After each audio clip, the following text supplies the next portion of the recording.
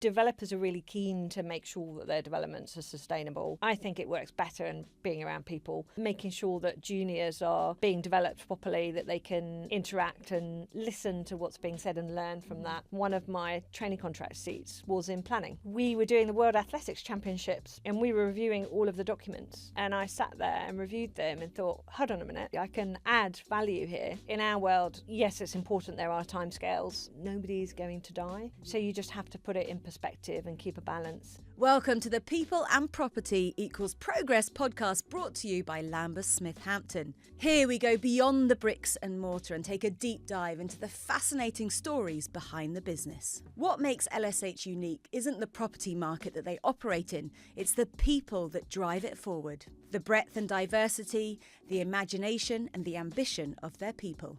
Every episode, we'll sit down with an inspiring guest and they'll share their journey, their vision and their passion. So let's get started. Right, Nicholle, welcome to the podcast. Can you tell me a bit about your role within your company and how that infiltrates into LSH? I am a partner at Mishcon de Reya. That's an international law firm, cover all sorts of practice areas, but my specialism and expertise is on the real estate side, but particularly and specifically in planning and environment. So that's how I cross over with LSH, and we are working on a project together, which is a great project, has loads of different elements to it, and it's really good fun. Really good fun.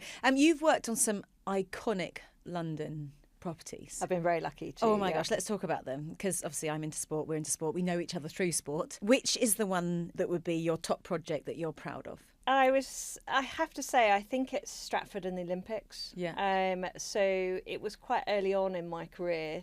And I was lucky enough to work or be instrumental in getting the planning permission for Stratford City, which is now Stratford Westfield, but also the Olympics elements, so the Athletes Village, which is now all residential. And it was absolutely amazing. And I have to say, we got permission on the day that the IOC came to town for their last visit, which was amazing. And we all rushed down to Stratford and there was all the press there. Yeah. And we got to ride in a four-wheel drive through the tunnel where the Javelin service now runs from Stratford to King's Cross. And I got a silver baton 2012. So at that point, they hadn't announced if London would have the Olympics. So as a team, we all met when they made the announcement. So it was going to be developed anyway? It was, yeah. So did you have to then completely change how you saw it coming to life because of the Olympics? Certainly expedited things. But no, we had a mind. We knew it was potential on the card. So what we did is we built in some flexibility into the planning permission to enable it to sort of form the dual function. Alongside was also all of the stadium piece and the venues coming forward that were brought forward sort of alongside but separately. We had mind to it, so we were prepared just in case. And I read that site, in terms of an Olympic site for legacy, was the fastest urban growth site that they've ever had in an Olympics. So straight away, I mean, everything was all organised as a site regardless of the Olympics. So that's why it really the ripple effect from the Olympics was so quick into it becoming the area that it is today, that we still visit. And I mean, you can visit that area and not know that it was part of the Olympics because it looks like an entity in itself. Completely. And that was how it was set up, because obviously at the time we didn't know the Olympics was coming forward. It was a major urban regeneration site, and actually that's sort of been one of my focus areas throughout my career. So I guess that was a sort of a formative one that was a driving force in me then looking at those sorts of projects. So I then went on to King's Cross,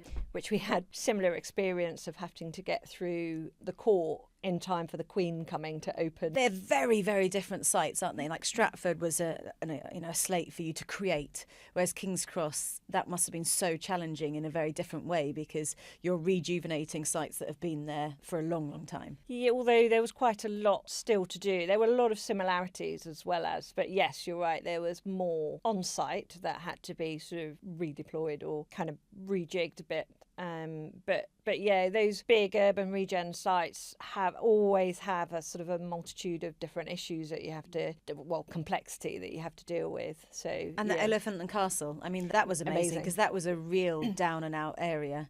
And you visit it now, and it's hard to even imagine how it was before. Yeah, absolutely. There's some real good news stories on it. You know, a lot of housing there, but also the regeneration of the town centre. Lots of mixed use. So a lot of my projects are on the mixed use side, and I always think that is much better for people and places. Well, they'll last longer, won't they? Placemaking. It's much more sustainable development. Probably goes back to my geography degree, and all feeds in, which is partly why I then ended up specialising in planning and environmental law. I understood it, I got it. People and places and placemaking and environmental law, is that not kind of differentiating you so much nowadays? Because we do think about the consequences and the sustainability of projects going forward much more now. So that is becoming a lot more of a focus, I guess, than it was previously. Yeah, absolutely, and rightly so. I think a lot of developers are really keen to make sure that their developments are sustainable, have a low impact as far as they can. Clearly they've got their building, so there is an impact. Is it always hard to manage up the upfront costs needed to be lower impact in the long run to people wanting a quick fix, let's get this done straight away and let's get it done now? Absolutely, and politics plays a massive role in planning, and politicians are obviously led by short-term goals and constituents and getting backing. Do you battle them with that? A little bit. I think there is a little bit of tension there. If we could get more of a longer term outlook, as you say, I think it would bring much greater benefits. So a good example is there is a lot of focus at the moment on retrofitting buildings rather than demolishing and rebuilding, which is fine to a point, but it only gets you so far. And actually you're looking at very different timescales. So on the retrofit it's very short term, and on the redevelopment it's much longer term. So your benefits, you take longer to get those benefits, but you get greater benefits in the longer term. And you can create something that will last much better. Yeah, absolutely. Yeah,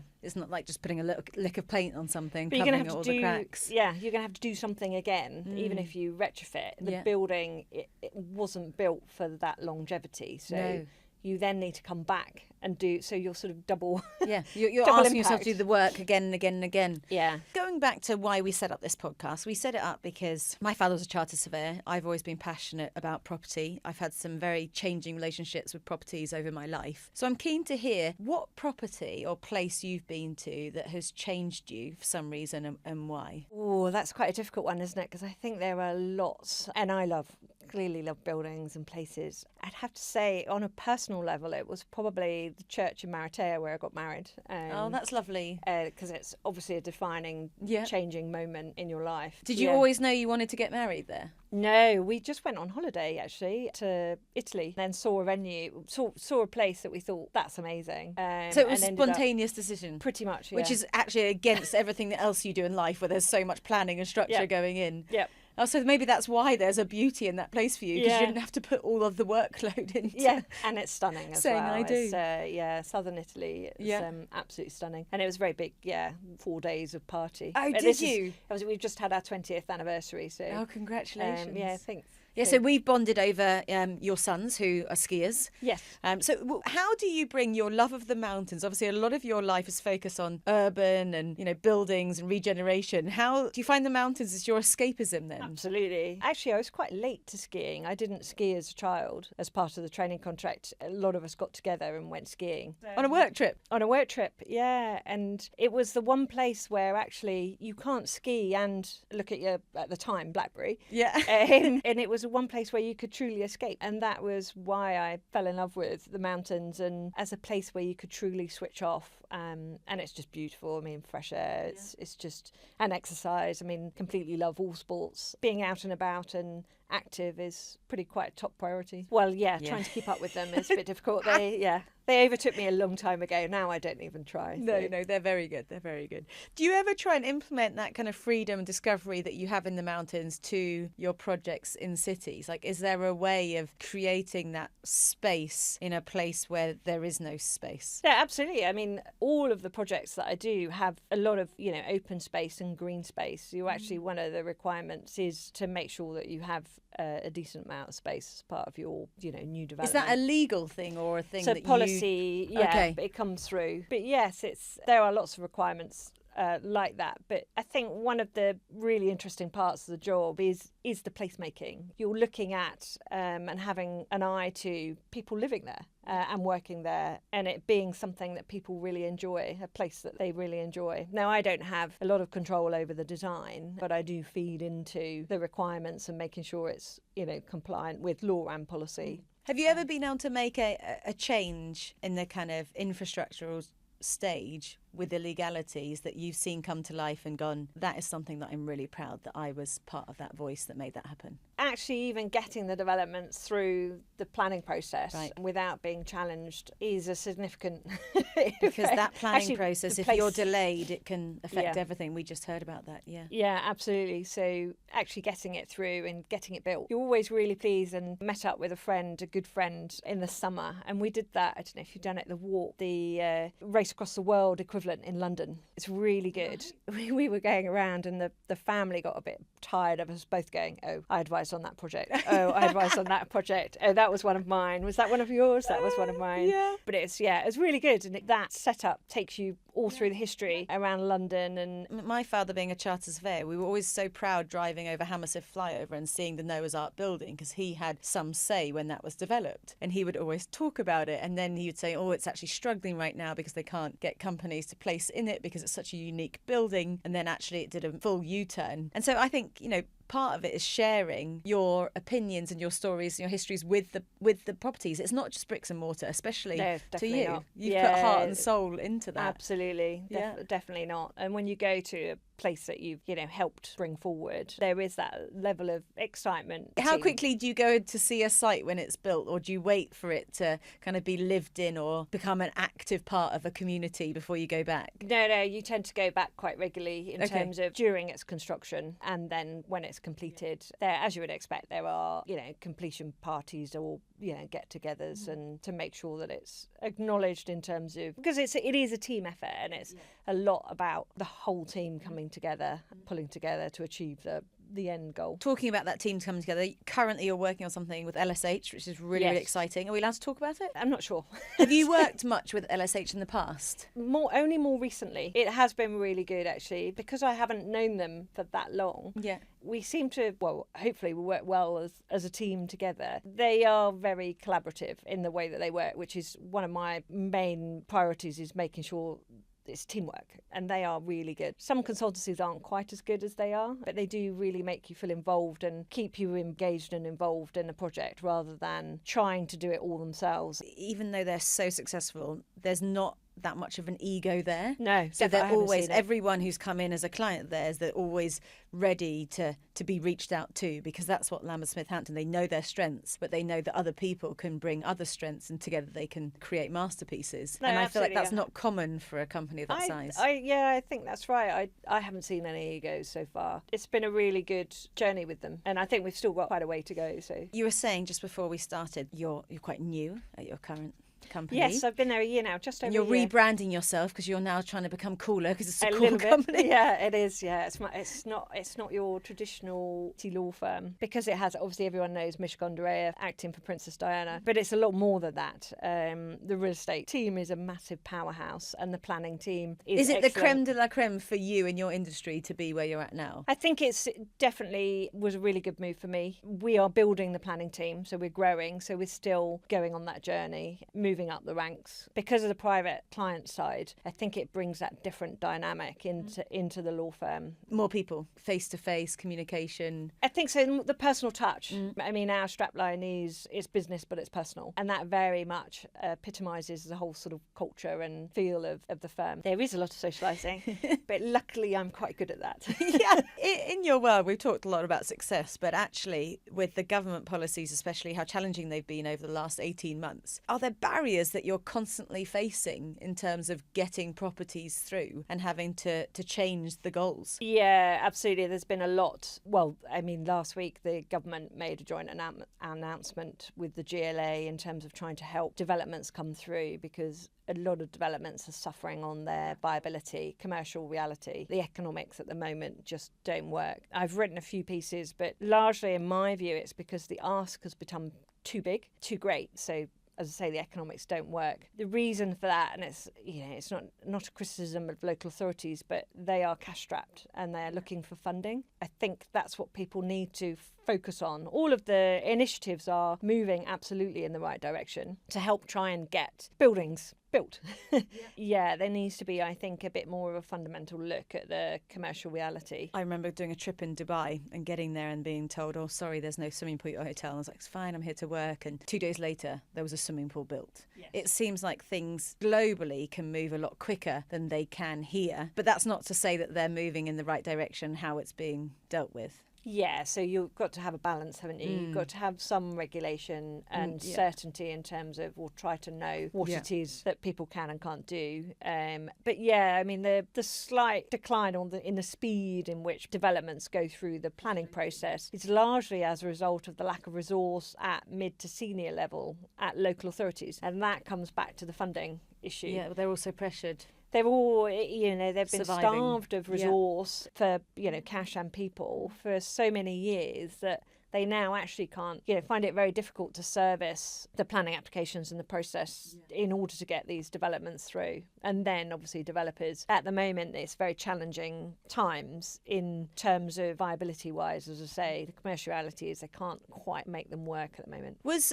COVID another challenge for you in the working culture completely changed afterwards? We had these flexible working hours. People wanted to probably change, companies probably wanted to change their contracts that they had with where their offices were because they didn't need those offices. We saw, flexible working hours. Was that something that you had to get involved with to support everyone to still coexist? Yes, I mean, at the time I was at my previous firm, I'd always, and even before that at Herbert Smith, since having the boys, I worked 2 days a week from home anyway. So for a long time, I've had that flexibility in work patterns. I think lawyers and law firms were quite well placed and set up for flexible working. And actually, for a number of years, there hasn't been that presenteeism culture. You don't need to be, in the office every day. You just need to do your job. Yeah, clients are not in the office. So I'd much rather the team are out meeting clients, meeting, intermediaries like LSH and others, being out about. And you can do your job literally as a lawyer from anywhere. Having said that, it is really important to get the balance because I think it works better in being around people, certainly for 2 or 3 days a week. Making mental sure the health team, as well. Exactly, yeah, the social aspect of it, making sure that juniors are being developed properly, that they can interact and listen to what's being said and learn from that, just generally as a social aspect, meeting up. But yeah, during COVID, it was obviously very difficult. I headed up the London team at the time. One of my focus areas, though, was on making sure people were okay, as well as obviously doing their job. That was a fundamental priority. It's interesting how we were all just challenged in different ways and it brought out different personal skills. Absolutely. Yeah, I mean, I was very lucky. The boys were just started senior school. We were really fortunate. And so I always feel like we were very lucky in the way that we were able to sort of go through it. Did you always know, you seem very passionate about what you do, did you always know from a young age that you were going to go into property law? What was your pathway into where you are now like? Yeah, no, I had no idea. Really? Yeah. Because law is so broad. It is. At what point do you have to go, right, I'm going here? I really love geography. And I guess that comes back to, again, the people and places and physical environment. So I did geography degree. And when I finished my degree, I sort of still didn't really know what to do. And one of my lecturers said, well, you can either do a PhD in geography or you can go to London and, see what London's about. And so I managed to, at the time, I needed some money. And so I applied for a number of summer placement schemes at 3 law firms, got 3 places and was very lucky. And they then offered, each of those offered me a training contract. So they then paid for me to go to law school. And I still didn't really know what area at that point. I thought I wanted to be a litigator, partly because I always loved Cagney and Lacey. Well, it all stems from somewhere, doesn't it? Yeah. So I thought I wanted the sort of courtroom drama and sort of being involved in that side. And then when I started, actually, probably out of pure chance, one of my training contract seats was in planning environment. And I sat, my supervisor at the time, she was an amazing lawyer, amazing woman. We were doing the World Athletics Championships bid and we were reviewing all of the documents. And I sat there and reviewed them and thought, hold on a minute, this is exactly like geography. I can add value here. And we went through them all. Actually, then the bid sort of collapsed. This is obviously 25 odd years ago. But it was really that I thought, this is, suits me. I was interested. It was the internships and apprenticeships. We keep hearing how important they are for young people to know where they want to go or to dip their foot into something. You've got to try things, haven't you? Because, no matter what people tell you, until you've actually gone and tried it, you just don't know. It was a great fun time. I still am really interested in the actual the subject. And you also highlighted a female mentor very early on in your career. How important for young women is that, to have someone to aspire to, someone to take under their wing? Really important. I don't think it's just female. I think it's across the board in terms of, EDI. The more diverse you can get, the better, because everybody is feeding in their different views and opinions, and you get different role models. So it was really important for me. It gave me a different sort of perspective to it. She was very successful partner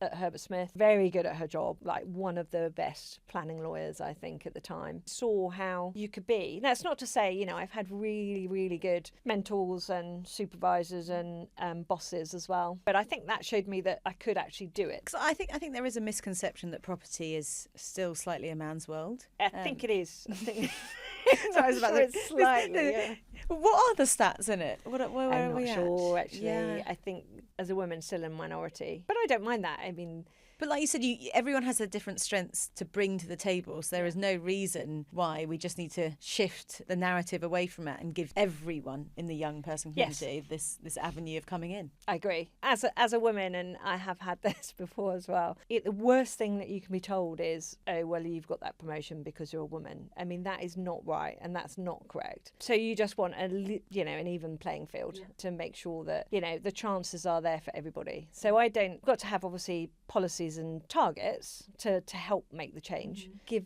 everybody the same chance, and then see who is the best or who suits the position. Exactly. What would you say if one of your sons decides to be a lawyer, or are they thinking about it already? I mean, I know they want to ski full time. They or have they seen your graft and gone, well, we don't want to do that? Funnily enough, both of them have said that they don't want an office job, which is quite interesting. I think one is more likely to be an entrepreneur. I mean, they're a very different generation, very much ideas, and they think things can happen sort of instantly. Oh, but that's quite nice, isn't it? That there's that belief that there aren't barriers. Like, we actually want that ambition. Completely. And every day, what always amazes me about the boys, and even now, I mean, they're 17, but the one thing, even now, they wake up and every day is a new day with so much opportunity and so much potential. It's like they start again each day with things to learn. We're in Groundhog Day when you get to our age. It's the same again and again, but they're like, it's a new one, it's different. Yeah, exactly. It's just amazing. And you look at that and you can't help but be inspired. And actually, there's loads that I can achieve today. That's a lovely thing. You're inspired by your children. I am. Yeah, they're very. I'm not there yet. Mine are 8 and 6, and they just. I don't know how, but I created 2 mini Shemis, and obviously my husband should be 50% of the genetics, but they are both mad and crazy. They're like dogs at this stage. I have to let them run outside all day until we used to with the boys. Yeah, we bought them a trampoline when they were 2, and it was the best thing that I ever bought. I think because before bedtime we'd put them on there and make them run round and round and round, and then say, right, time. How have you managed to succeed so much in life, in business, and be an amazing mum? How have you made that juggle real? I think keeping a balance, making sure that you know where your priorities are. I've always been very honest with clients as well. So when the boys were growing up, I would say to clients, I'm sorry, I'm going to, this assembly, or because they're, got the star role, or they're just in it even, or I'm going to this fireworks night, but I can call you back later.